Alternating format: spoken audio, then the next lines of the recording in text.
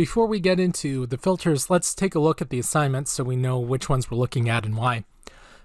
You'll notice that you'll be working in an 8-bit RGB PNG file at 14 inches by 11 inches, and I don't care if that's horizontal and vertical. Your working resolution should be 300 pixels per inch. You'll be turning in a 150 pixels per inch image though. And the reason for that is if you're having problems, if your computer can't handle what you're trying to do, go ahead, save whatever you're working on, save a new copy, and knock that one down to 150 pixels per inch. That will allow you to compensate for any issues that are occurring. I won't know, so that's fine. However, if your system can handle it, I absolutely advise that you use a 300 pixel per inch resolution, because if you like how this looks in the end and you want to print it out or do anything with it, the higher resolution is going to be absolutely vital to it. All right, for this assignment, you'll explore the various filters that Photoshop provides by creating digital artwork without any photography, text, or outside images. To start, you'll create a 14 by 11 inch landscape or portrait file at 300 pixels per inch. Make sure that you're in 8-bit mode. And the reason for that is that Photoshop's filters, in the past at least, don't all work on 16-bit or higher. So it's important that we stick to 8 bits as we go through. Now, that said, I have a suggested way of doing it here, but we don't necessarily have to do that. We have lots of ways of rendering things out from the start, but here's a suggestion. Paint some strokes and dabs on a layer using brushes that interest you, such as your custom brushes you created earlier. Start applying filters that are shown in class, and I'll show you those in just a few videos, until you find something that interests you. Repeat the process on another layer and explore blending modes. Try starting a layer with gradient fills. Repeat as desired. Much like cloud watching, you may start to see things that you like, or something that looks like something to you. Using dodge, burn, smear, blur, sharpen tools, along with masks and selections, adjustment layers, and the such, try defining shapes. Try duplicating shapes and blending them together with healing brushes and stamp tools. Apply more filters and see what you get. Try painting on the work with brushes set to different modes. If you don't like what you see, turn off the layers and make a new layer and start again. I encourage you to use custom brushes and masks, selections, and adjustment layers and blending modes to control your image and push it where you want it. I also encourage you to do some research on the rules of design and look at abstract art. Google's just a website away, right? When you feel as though the shapes are something that interests you, use fill layers to set the color, adjustment layers such as hue and saturation, levels and curves to get control of any wild colors and push them back where they need to be. So in other words, you shouldn't have any absolutely bizarre, disgusting colors happening, because you have the ability now, after the last assignment, to completely desaturate and recolor images. So if we made an 11 by 14 inch 300 pixel per inch RGB 8-bit color, while we're at it, we'll do the working RGB here. That's RGB, so that the colors turn out right. If you have this, if you start getting like absolutely nasty colors inside of here, like things that you just shouldn't be having, so that could be okay, but when you start doing stuff like this,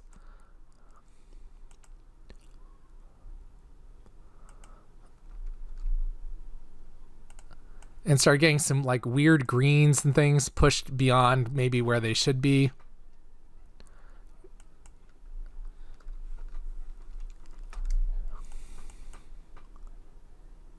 see that kind of gross color that's starting to happen. If you start getting stuff like this occurring, when you're done, make sure that you handle that so that you don't end up with just some really weird, gross colors and stuff. And there are a lot of filters that as you start pushing them, they're going to start to create these, what I used to call computer graphic brown colors. There are also some reds and yellows. They just don't look right. You can desaturate that, and you've done this by doing an adjustment layer at the top in black and white, and then coloring things afterwards. And that way you can control what's happening in here and not just be left with whatever the fates deal you. All right, when you're finished, back up your Photoshop document, then turn in a PNG file using the standard naming convention. So in this case, it'd be assignment 9, I believe, 9 dash last name dash first name dash number. And don't actually put first name, last name. I've had that happen twice. Put your first name and your last name there, please. Thank you. Don't lose points on bookkeeping errors. Make sure that you have the correct size and resolution. Double check everything before you turn it in. There's also going to be a short written component to this. You'll see that on the assignment discussion, so make sure you check that out. You can use all of the tools in your arsenal as long as you don't import an image or add text. You must generate everything you're turning in. Then I have some helpful hints here. I'll go ahead and read these, but if you've got this printout, go ahead and skip ahead. That will be absolutely fine. Always duplicate a layer before doing a destructive edit. And if you need to, Control-Alt-Shift-E to create a new copy at the top. Remember, you have to be on an active layer. You can't have one with the eyeballs off or it won't do the Control-Alt-Shift-E. It just won't do anything. You have to make sure that the layer has its little visibility eyeball on, and then when you do Control-Alt-Shift-E, it will create it. So watch out for that. You can always throw away a duplicate, but you can't always go back in time. Boop. Smart layers allow for filters in the filter gallery to be revisited, but they don't have the entire range of filters available to them. The filter gallery has a lot of interesting filters, and you can use them to create visual complexity. Look over artistic, plastic wrap, and render lighting. If you get disgusted, try blurring something out of existence, and then use an artistic filter to bring it back as something else. Inverting and fading can produce interesting results. So what do I mean by inverting and fading? Control-I inverts. Oops, I'm on black and white. Let me undo that. Just check this. Control-I inverts. And then once you have an inversion, good old edit fade.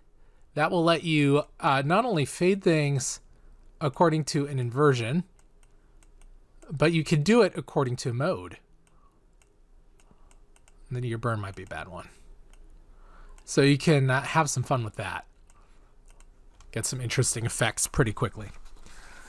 Because if inverting is essentially the same thing as going back in time a step, taking a snapshot of that, then going back forward and having an extra copy on top, and then just lowering the opacity. That's what's going on there. So in other words, if I brought up your history window history, right here, if I took a snapshot of what was going on, and then I can come back to the snapshot, I could come in here and do some kind of crazy effect. I don't know, filter. Let's just do pixelate crystallize again. Okay, so not too crazy effect, but now I could do something like grab the history brush, set it here, go to my history brush, set it to a certain opacity like 64%, and voila, I've gone back. It's the same thing as fading. If I were to go edit and then fade after doing a change, it would be the same thing. All right, that's all fade does. It's reapplying old history. All right, since abstract art projects tend to make students a bit antsy, here's what I'm looking for. Be sure you've named the file properly. Be sure you have the correct size. I will be looking for areas of visual interest, so it shouldn't all be completely the same thing everywhere. Since you've all done a color assignment, I expect not to see any hideous, eye-bleeding colors that make me question my sanity when I gaze upon it. If you have to, desaturate and recolor everything.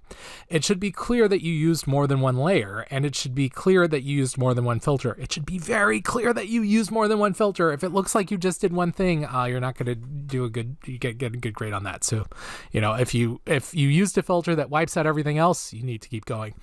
It should be clear that you've edited the image to bring forth what you found interesting and push back what you don't like using contrast and color controls or any other tools that you have at your disposal that we've demonstrated in previous assignments. So in other words, if you have something you think, gosh, if only it was lighter in this one area, well, then lighten it up in that one area. Use a mask and a curves adjustment or a levels adjustment. That will allow you to do exactly that. It should be clear that you spent time on this project. If you think it looks thrown together, even if you've spent hours on it, spend some more time polishing up the piece by adding details or refining areas of interest.